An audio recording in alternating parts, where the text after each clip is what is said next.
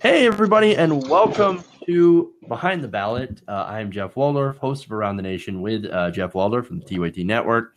And today I'm here on Get Vocal to discuss issues in the midterms. We're doing a web series called Behind the Ballot.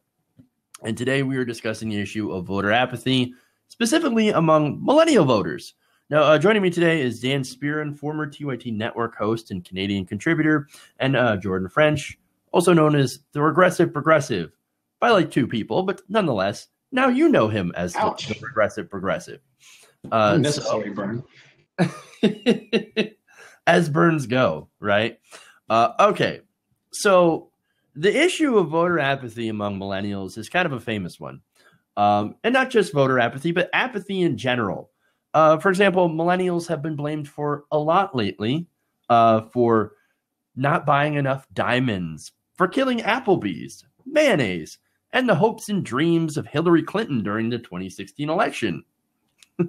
And of course, it's mostly because millennials seem to refuse to participate in, and this is the media narrative, of course, refuse to participate in some of these endeavors and patronize some of these places. So one of the places, of course, is the ballot box. Now, let me give you a poll here that shows where we're at with millennials and voting. A recently released poll from the Public Religion Research Institute in the Atlantic, conducted back in June, showed only 28% of young adults aged 18 to 29 say they are absolutely certain they'll vote in the midterms, compared to 74% of seniors, most of which, of course, tends to go for Republicans. That could be problematic for the blue wave. A recent poll also conducted by the Associated Press and the University of Chicago's NORC found that 32% of young voters would most certainly vote and 56% were likely to. So that's a little bit better.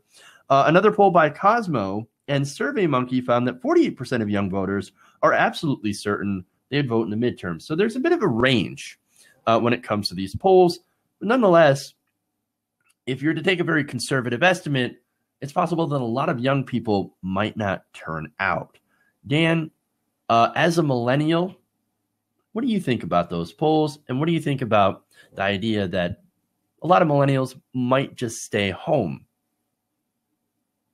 I think it's an actual real concern. I mean, I was one of the first people to try to tackle all of these ridiculous stereotypes against millennials. We had a TV series up here in Canada called The What Is in 2008, and literally the mandate of that show was to sort of reframe all of the nonsense coming at the millennials. The one thing that has stuck and the one thing that has been proven by data is we are just not voting in big numbers in a lot of different ways, in a lot of different elections across the world. And that is what we've seen is millennials are engaging in political action groups that are outside of the traditional systems.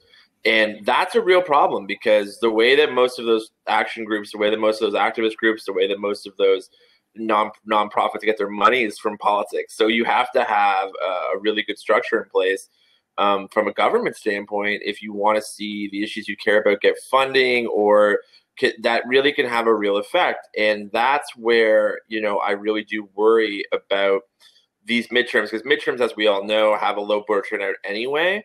So yeah, it is a concern that I see. And I mean, we can go to this too, but there is hope in that traditionally this polls badly because non-likely voters usually get left out of these polls and you can see an upswing.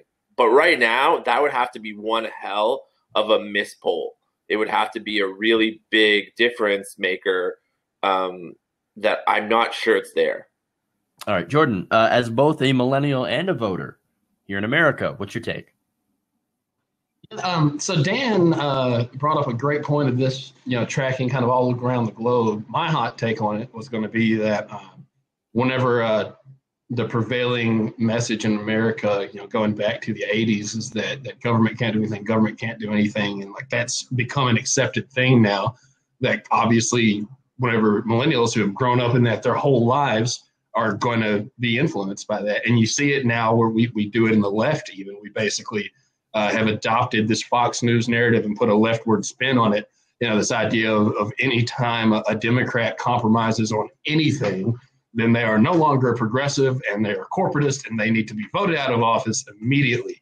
And the thing is, millennials, kind of along those same lines, more on a system note, is millennials are not great at compromise. We are not responsible for the death of everything ever as we've been portrayed as, but we are generally bad at compromise, at least in belief structures. And I think a lot of that goes to the fact that we were the first generation to completely live in an era where we had the level of access that we have now. And we had access to other people's stories and other people's experiences, and we could see people who lived different kinds of lives than we could at a young age when we were still really impressionable. And we were not as apt to be scared of that and react to that when it came to us as boomers, for example, or even Gen Xers might have been. And we were more willing to listen to that or whatever. And so we made huge shifts on social issues. You go back 10 years ago, Democrats weren't pro-gay marriage. They were for gay civil unions. And you go back 10 years before that, and they really weren't even for gay civil unions. This is an issue where we came about a full 180 about face in terms of political change overnight. And we're not good at understanding that that's not the way politics have always worked. That politics is by nature an act of compromise. That's what good politics are. And it's tough for us to get excited about a system that's built into the foundation. That's interesting, talking about how you believe that millennials have a lack of compromise. A lot of millennials did turn out for Hillary Clinton, for example, even though that most of them were for Senator Bernie Sanders.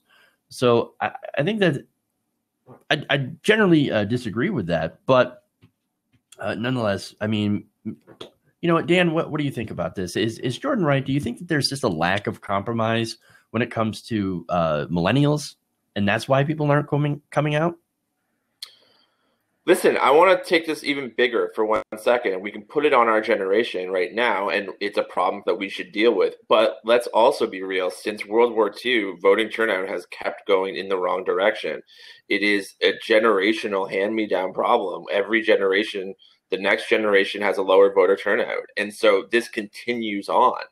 So the issue that we're really talking about is politics and the category of politics, and it's turning off people. And partly because we've built entire media models on the internet and on cable news to basically trash politics and government every night, 24 hours a day, 7 days a week.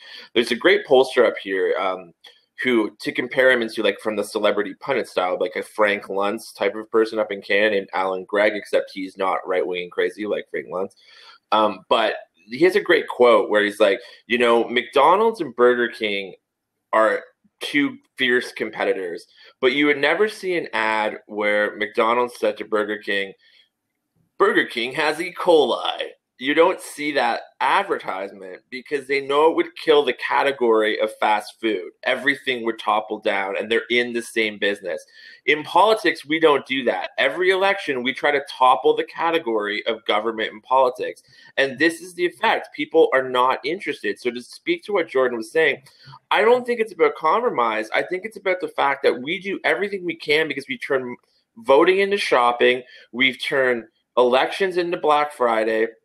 And we've turned, what can I give you? What giveaway can happen this November that will get you to the polls? And when you build things around that and it's just attack ad after attack ad, people tune out. And so, yeah, it's a millennial problem, but it's a problem across the board. I mean, if you had about 5% more turnout in that election in 2016, Trump's probably not president. You couldn't even get people out to stop Trump in the grander electorate. So this is a problem. That politics is turning people off across all generations. To put those 2 points together, Dan, that's excellent. We've turned politics into shopping, and at the same time, in the same format, we've told people not to shop, to go to your Burger King, McDonald's example. We've created basically Black Friday sales on Election Day. And then the rest of the time, including the campaigning for those sales, we tell people not to shop. That's a really interesting observation. Yeah, so there's some very interesting points here. What I want to go to is I actually want to talk about what we've seen so far, not just in the midterms, because the midterms obviously haven't happened yet. There's been a bunch of primaries, and actually turnout, at least among Democratic voters, has actually increased quite a bit. Now, Alexandria Ocasio-Cortez is a great example. Won her election, won her primary against Joe Crowley. Now, the polling was off quite a bit.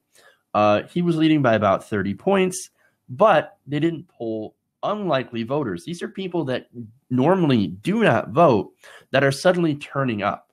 Now, one argument I've seen is that we're finally giving somebody or people something to vote for, or somebody to vote for a stack of policy proposals, like, for example, Medicare for all, free college, and living wage, things that are actually incredibly popular among especially young people. Do you think this is going to make a difference in the midterms? Do you think the same people that are turning out in Democratic primaries in droves will also turn out in midterms?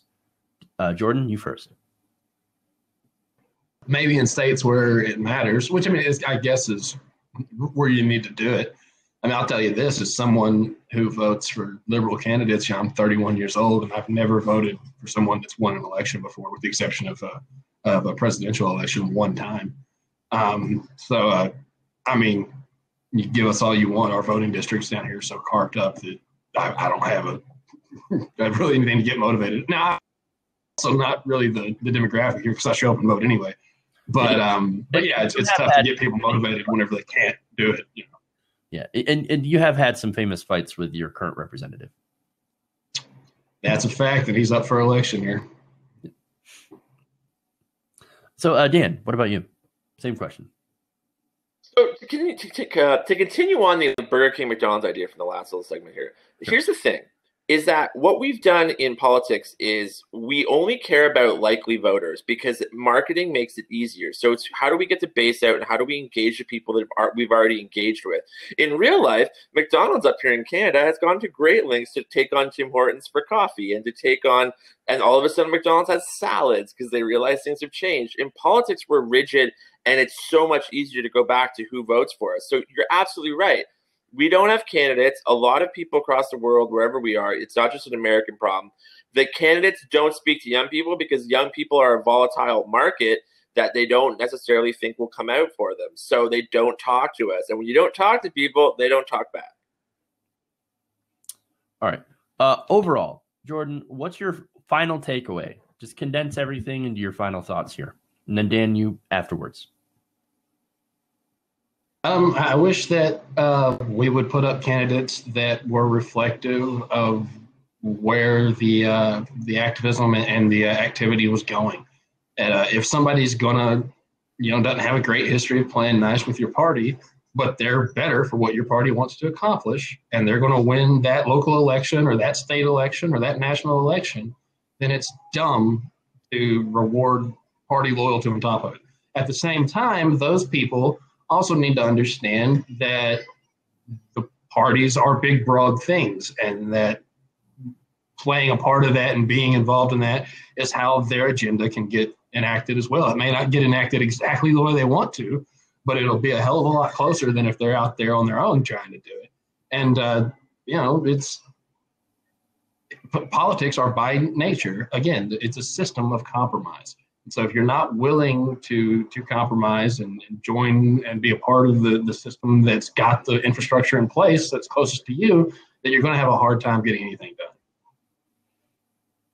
There's three big things that you could do tomorrow that would change a lot of things. Within party structures, no matter what your party is, you need young people at the big kids table, not like a youth wing, not some sort of pat on the head thing. You need actual millennials that are talking about leadership decisions. The second thing you need schools. You need schools to have better programs talking about civics and understanding what government is, and we need an advertising council to stop the attack ads. All right.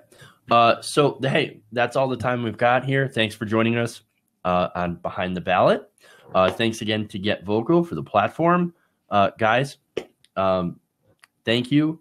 If you want to join in a conversation after this, you can go to Get Vocal and you can click on the stream, and then you can join in with some of your fellow people and be able to discuss this situation. What did you think about what Jordan had to say? What did you think about what Dan had to say? Go ahead and discuss. And remember, guys, get vocal.